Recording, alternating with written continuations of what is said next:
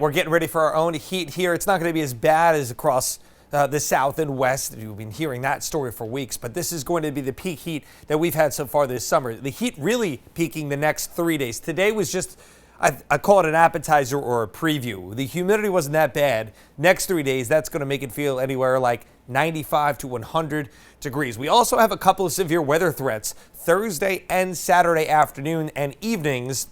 The first one that comes through, not going to touch the heat at all. We go right back to the steam bath on Friday, and then later on, as we get towards the weekend, that second round is going to really bring it back to a feel that we haven't felt in a while. Just no humidity, cooler temperatures, almost, dare I say, a fall preview. It certainly could feel like that, especially some of the night times coming up next week. It'll just be great sleeping weather.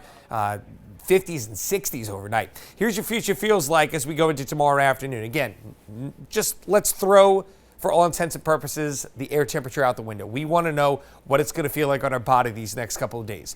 Mid-90s on Thursday. Again, that front comes through. We get a return flow right back to the hot stuff on Friday. Still mid-90s. Saturday, to me, just because of the building humidity, looks like it is going to be the most uncomfortable day here. We don't have a heat advisory yet. I'd be a little surprised, I think, at this point, if we don't have a heat advisory on Saturday with triple digits possible here. Feels like 98 in Providence Saturday afternoon, 100 over in Taunton. Then the big change comes. That front comes through, and look at this, folks. Sunday afternoon, we are feeling like the upper 70s, low 80s. Excellent stuff coming up, but we got to get through those stormy events as well. Beautiful out there this evening. Nice night. Well, a little bit on the muggy side. I wouldn't say nice. Yes, last night was very comfortable compared to tonight. We've got the humidity again building. A couple of severe storms approaching Cleveland right now. We're watching the same line that's going to move into southern New England tomorrow. This is interesting because we don't typically see even the first categorization, the marginal, if you will, for parts of the Cape and southern New England. But we are now talking about a level 2 out of 5, a slight categorization. I'm a little concerned with tomorrow's event in terms of, number one, first and foremost, gusty winds. There's a good chance that we could see some straight line winds with any of these storms. The flooding risk, I'd say a little bit lesser here across our area. Places like Connecticut, Western Mass, Vermont, where that rain has just been historic almost in parts of the last month where the ground is really saturated. They may get a little worse than us. We still have the risk for some hail and also tornadoes. I'd love to see this bar, next to nothing. We've had to tick it up a little bit just because of a little bit of rotation that could be picked up as this line starts bowing in our direction. There you can see tomorrow we're fine until we get to about midday. We're going to see maybe a brief line of showers that precedes this.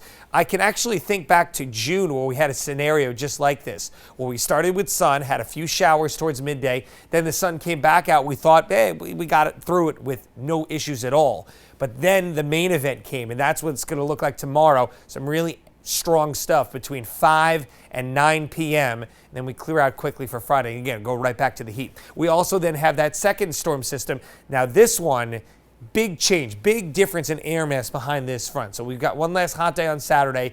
The afternoon storms roll in. Those could also be strong. And I don't want to look past this event, so let's get through tomorrow and then we'll zero in on this more. But again, this is a good event because of what it's going to do behind it, and that is just much comfier air.